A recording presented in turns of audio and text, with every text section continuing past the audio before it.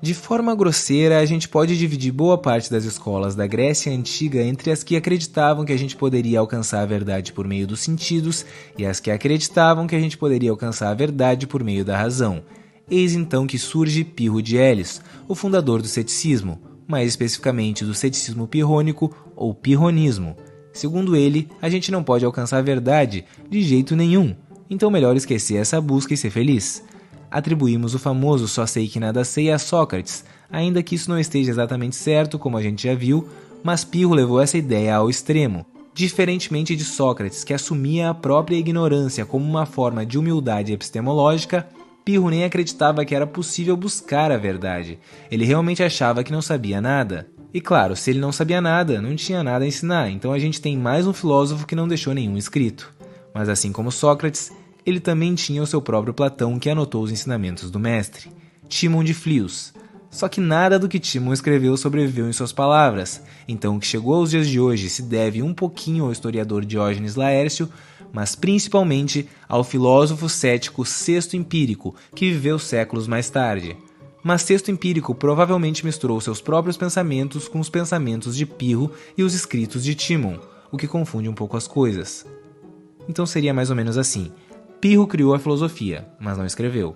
Timon escreveu sobre a filosofia de Pirro. Os escritos chegaram até Sexto Empírico, que interpretou e acrescentou ideias, mas não diferenciou o que era novo e o que era original. Então melhor a gente começar pelo começo. É bem provável que Pirro, numa viagem à Índia junto de Alexandre o Grande, tenha conhecido os filósofos indianos gimnosofistas, que em tradução livre significaria algo como sábios nus.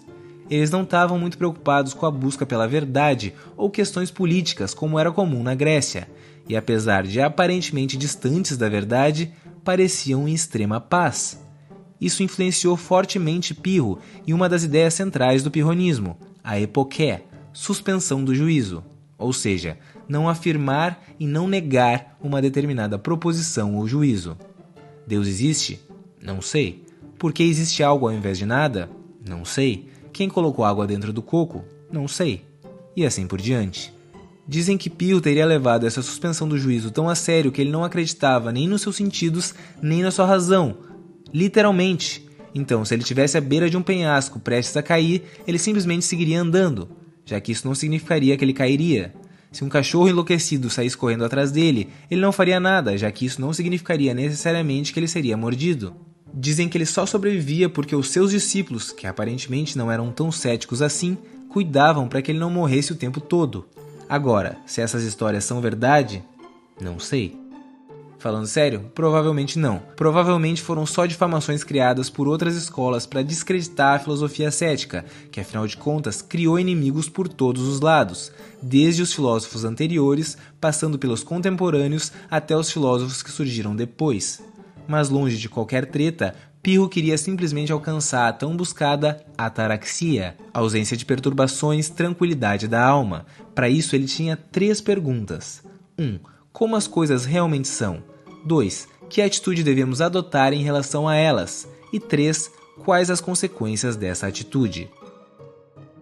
A primeira ele respondia que a gente nunca vai saber como as coisas realmente são. É impossível para os seres humanos conhecerem a natureza da realidade. Então pode esquecer. O máximo que a gente pode saber é sobre a aparência das coisas. Como elas se apresentam a nós é diferente de como se apresentam aos outros. As constantes divergências entre os sábios e até entre os leigos mostram isso claramente. A segunda, ele respondia que se a gente não pode conhecer nada, a gente não deve tomar nenhuma posição sobre essas questões. E a terceira, ele respondia que essa suspensão do juízo levaria à tranquilidade da alma. Então esse é o principal diferencial do ceticismo. A epoché conduz à ataraxia.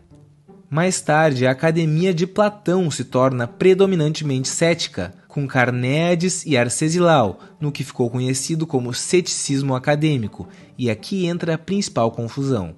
Alguns dizem que o ceticismo acadêmico era uma forma mais radical do ceticismo pirrônico, mas parece que ele era, na verdade, uma forma mais radical do ceticismo pirrônico que foi retratado por Sexto Empírico, e não uma forma radical do ceticismo originalmente proposto por Pirro de Elis. Da mesma forma que a gente não sabe se Sócrates de Platão é uma representação fiel de Sócrates, a gente não sabe se o Pirro que foi descrito por Timon e depois interpretado e reescrito por Sexto Empírico é uma representação fiel de Pirro. A gente também não sabe muito sobre os céticos da academia, fora algumas histórias que ilustram a maneira como pensavam. Contam que Carnéades tinha uma oratória impecável e quando foi enviado a Roma como embaixador para dar uma palestra em troca de uma multa imposta aos atenienses, ele fez o seguinte: no primeiro dia, discursou sobre a virtude da justiça, encantando e convencendo a todos os ouvintes romanos.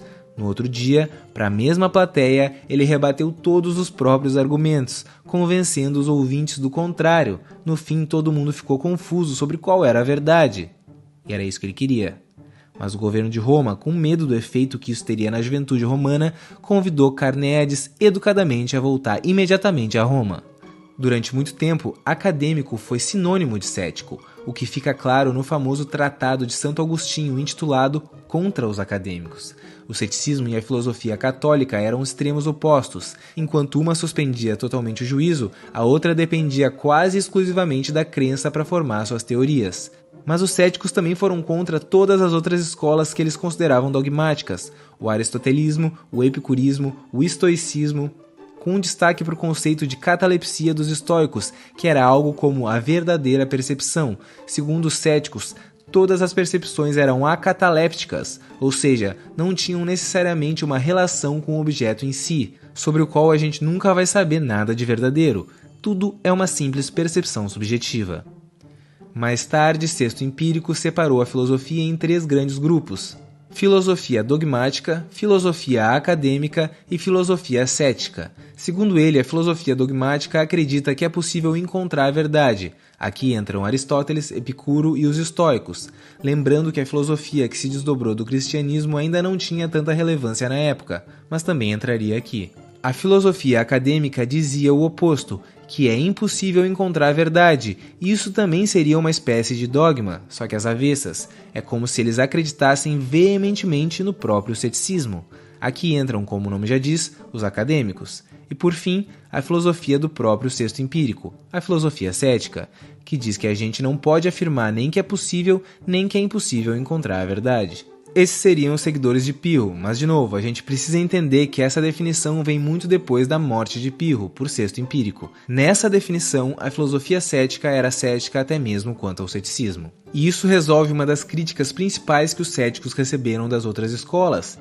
Se a gente não sabe de nada, não tem certeza de nada, ao extremo, a gente chega num ponto de total inação. Até se levantar da cama de manhã e caminhar seria ilógico, porque a gente não sabe nem se vai caminhar, ou como caminhar. O que Sexto Empírico nos mostra é que a gente tem acesso às coisas não como elas são, mas como elas parecem ser. Ter acesso à aparência das coisas é suficiente para resolver boa parte das situações da vida. O que tem funcionado desde sempre funciona e ponto. Se parece que eu sei caminhar, então eu caminho e ponto.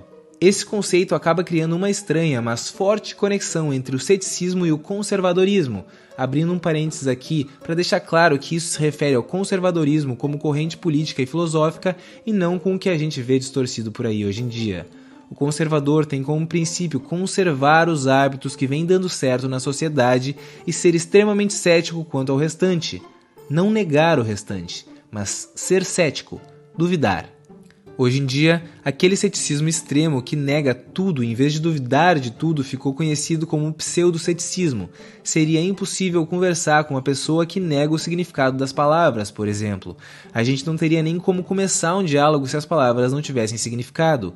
E pela origem do termo, cético seria algo como exame. Cético é alguém que está em constante exame, constante pesquisa, alguém que duvida de tudo e não alguém que nega tudo.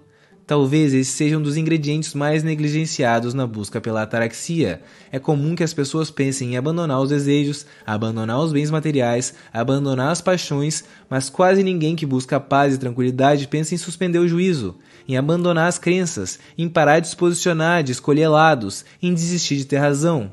Muito pelo contrário. No geral, as pessoas se apegam fortemente às doutrinas e as defendem com unhas e dentes, mesmo que existam outras incontáveis doutrinas sendo defendidas por outras incontáveis pessoas com a mesma paixão. Talvez a gente esteja tão longe do ceticismo em sua essência original que quando a gente pensa em um cético, pensa em alguém sem fé, muitas vezes vendo até como algo negativo. E talvez, quem sabe, de repente, sem certeza nenhuma, seja justamente a suspensão do juízo o ingrediente que nos falta para alcançar a paz de espírito e tranquilidade da alma. Se é que temos alma.